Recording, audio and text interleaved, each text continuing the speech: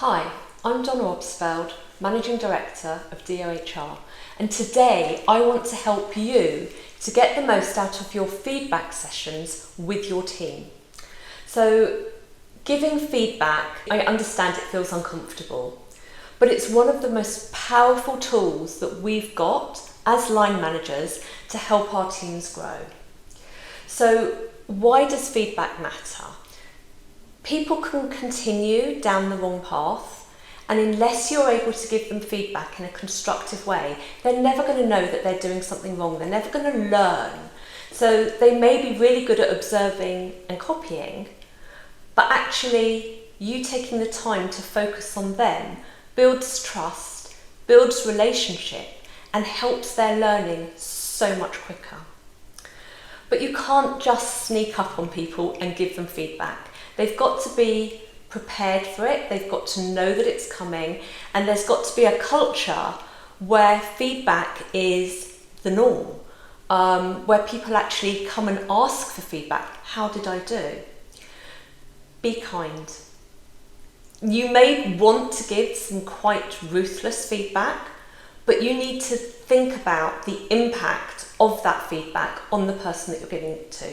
How would you receive it realistically if that feedback was given to you in a negative or confrontational way?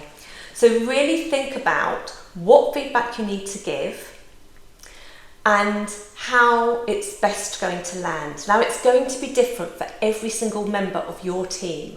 So think about what makes that individual click. What's their learning style? How do they like to receive feedback? And remember, it's not about them being a bad person, but it might be about a bad behaviour or a bad habit or a bad way in which they've done something. That doesn't make them bad. So focus on the behaviour and not the individual's personality. If they're giving you feedback, listen. You've got 2 ears and 1 mouth. Use them in that proportion. Ask them how they think they've done, because very often people are quite self-aware, and given an opportunity to self-reflect, they'll do that. So listen to what they've got to say, acknowledge what they're saying to you. If you're in any doubt, clarify what it is that they're actually saying, and then agree what's going to happen next. Follow up. Okay, so you need to model the behaviour that you want to see in them when you're giving them feedback and when you're receiving feedback. 360 feedback is a really beneficial exercise. Now, some organisations do that formally, some organisations do that less formally. There is a resource in the Line Manager's Essential Training Resources to help you look at 360 feedback, but it's where the person in the middle gets feedback from their superiors, from their colleagues, and from their subordinates. And that's really powerful because it's not one person's word against another, it's about the way that you are seen generally within an organisation. Incredibly powerful, especially if it's done at all levels within an organisation.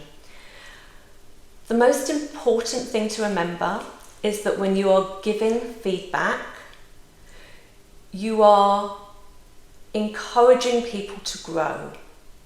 And I encourage you to learn how to give feedback in a constructive way, in a way that enables people to take that learning and feed it forward.